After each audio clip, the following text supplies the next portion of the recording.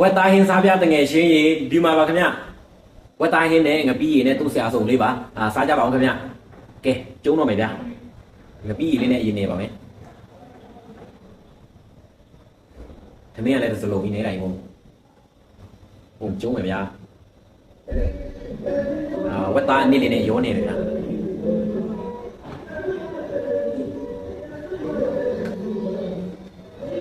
ဝါရှေ့ကောင်းမယ်ပုံမယ်တာတော့ဟဲ့ဗျာစားကြပါဦး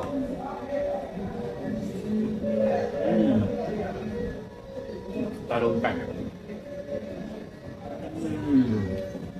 ရှေ့ပဲဗျာကိုချက်ကိုကောင်းนี่เหรอปะ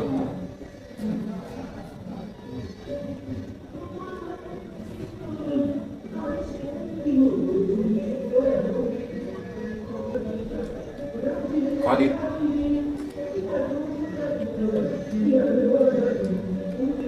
สวยอ่ะ